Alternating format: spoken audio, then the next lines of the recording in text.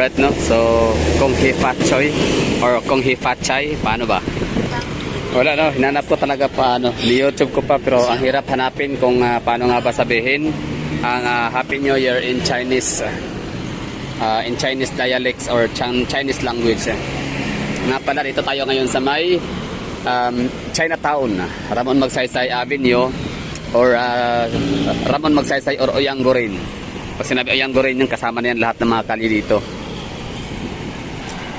So you know, bakit nga ba despite sa pagiging one of the most bullied country and ethnicity, bullied country or bullied nationality itong Chinese in China, pero talagang pa rin sila, sila rin naman ay isa din sa most celebrated nationality in the country. Siyempre dahil nga iba talaga ang perspective, iba ang kultura, iba ang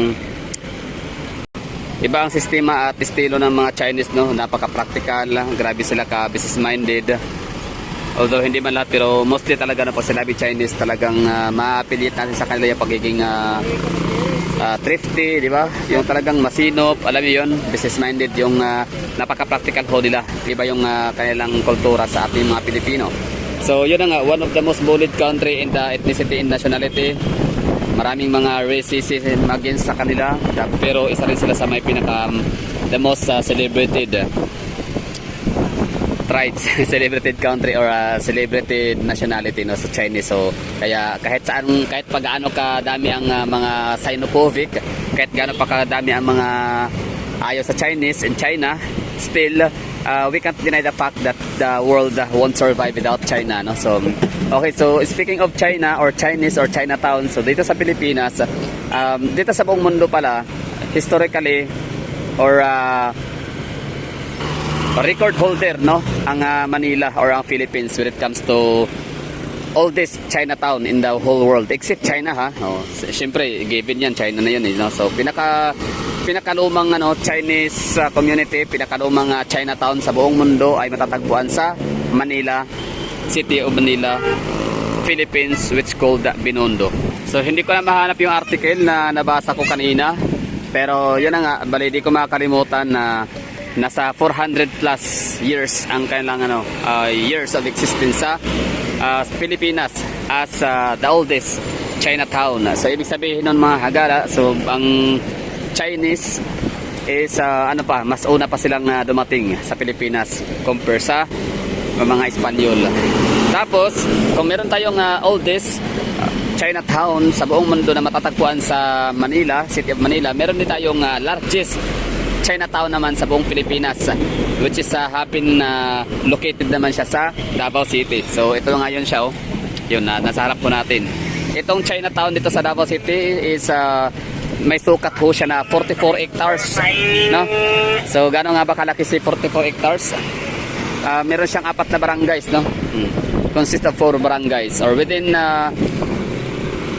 44 hectares of Chinatown sa Davao ay meron siyang 4 na barangays. So ito, Davao Chinatown is the Chinatown located in Davao City, is the only one in Mindanao. It is the primary residential area of the Chinese Philippine community in the city.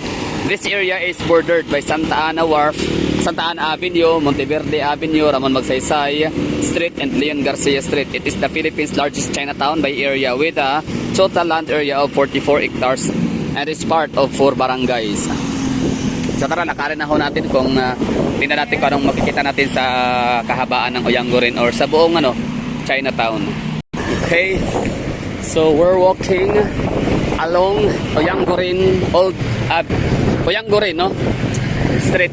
Yan ang lumang pangalan, pero ngayon ay binago na siya, naging Ramon Magsaysay Avenue na siya. So welcome to Chinatown.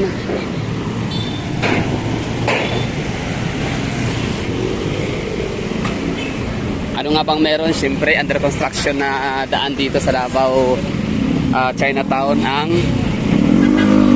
underground cabling system.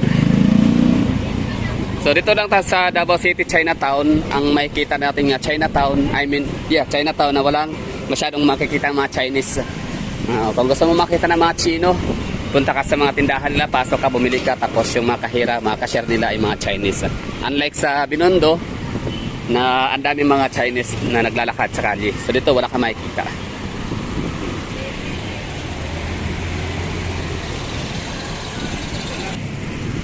Alright, so habang naglakad ho tayo dito, let's talk random things na lang, no? Random topic.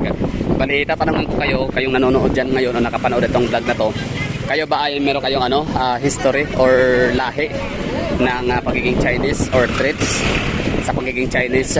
Pero dito kasi sa Pilipinas, tatlo kasi yung natin, no, ethnicity or yung ating mga ancestors. Chinese, Japanese, and tawag nito, marami pala. Ano pala talaga tayo, no? Napaka-diverse pala talaga ng Pilipino. So Chinese, Japanese, Spanish, Americans, Koreans, wala palang Koreans. Bago lang, no? Bago lang kasi na introduce sa atin sa Pilipinas ang Korean. So yan lang, Japanese, Chinese, Spanish, Americans. Tsaka syempre Indomalay. Pero syempre hindi naman natin na kailangang pag-usapan yung mga Indomalay kasi yan naman talaga yung natin, pinaka brotherhood, no. Sila talaga yung kumbaga parang natin, mga kapatid, no. Yung mga Chinese, mga Indonesian, Malaysian, mga Austronesian, Taiwan, mga ganun. So yun, this ili yung Gorin. So ito yung Chinatown namin dito. Busy siya ngayon. Sarap ng tikoy, no?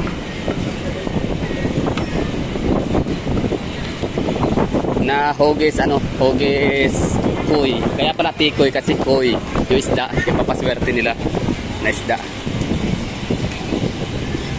So, tiis ganda, tiis pogi lang muna ang mga biyahedor dito sa Yangorin, sa Ramon Magsaysay, mga drivers, mga riders, mga motorista sa traffic, no, as of now kasi ginagawa pa nga yung natin, mga underground cabling, mga ilang buwan na lang, no.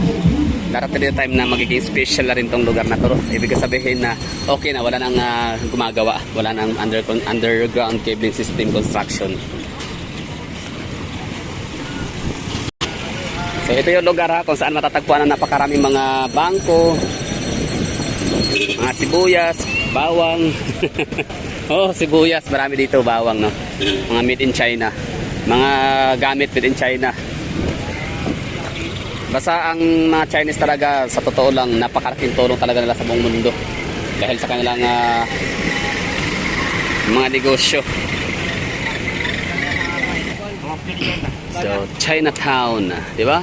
Kasi sa totoo lang, kung hindi dahil sa mga Chinese, mga business, mga negosyante, wala tayong mga shopping malls, no? Wala tayong Hindresi, wala tayong Robinson by Gokong Way, di ba? Wala tayong Cebu Pacific. Kasi kung Pilipino lang talaga, wala talaga tayong hindi tayo business minded. Ang Pilipino kasi ang mindset ho natin ay makakain 3 beses isang araw, okay na. Diba? Ano bang buhay ng mga Pilipino bago pa dumating yung mga Chino? Bago pa nagturo ang mga Chino ng mga simpleng teknolohiya, for example, yung pag-aasin. Pag-aasin, turo ng diba? Chinese. Oh. Yung mga food preservations, diba? Pag-aasin, yun nga. Paksiw. For example, Chinese yan, di ba? Chinese may turo niyan, yung mga paggamit ng mga pampalamuti, pampaganda, sinsansu. Napakadami, halos lahat na yata, parang masasabi ko 90% ng kagawian natin mga Pilipino, mga ginagawa ho natin ay made in China. Mga pagkain, di ba? Mga lumi. Lumin yan sa atin, naging lumi. Pansit. Bihon. Sana yan, Chinese yan. Kasi ang mga Pilipino ang kinakain ng araw, yun, pangangaso, di ba? Yung mga naghahunting ho tayo. So yun, no? Bali, pangangaso, no? Panghahunting. Parang more on cannibalism ang mga Pilipino nung araw. Di ba? So walang mga garang tinitake for granted natin ngayon, no? Ini-enjoy natin na mga bagay sa Pilipinas dahil sa China. For example, yung mga chinelas, hindi dito sa Pilipinas. Sige, ganito na lang gagawa tayo ng paraan. Gagawa tayo ng senaryo. Tanggalin lahat ng mga China products sa Pilipinas. So, paano na yan? Ako, for example, ako, number 1 ang magiging kawawa kasi hindi ko afford ang PAL kasi mas mahal kumpara sa Cebu Pacific. Hindi na ako makakagamit ng cellphone kasi hindi ko afford ang iPhone. Di ba? Kasi ang mga gumagawa na naman ng cellphone sa Pilipinas, I mean ang mga maaabil natin, mga Lenovo, made in China, Oppo, made in China, di ba? Xiaomi, Huawei, yun na yung mga magagandang cellphone na made in China na dekalidad, di ba? Hindi ako makakasuot ng ito ay makakagamit ng mga damit, di ba? Mga chinilas. Kasi ang galing sa Europe and the western parts of the world ay mga branded.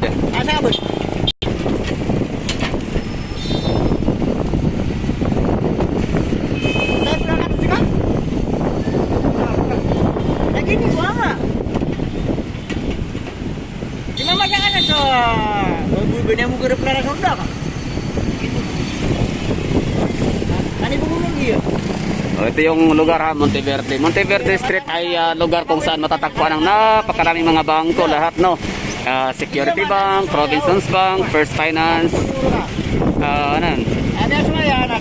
mga PS Bank, RCBC, Union Bank, Security Bank, lahat ng bangko nandito na yata, BPI sa Land Bank, no? Dito sa may Monteverde yan, no? Monteverde Street, Chinatown.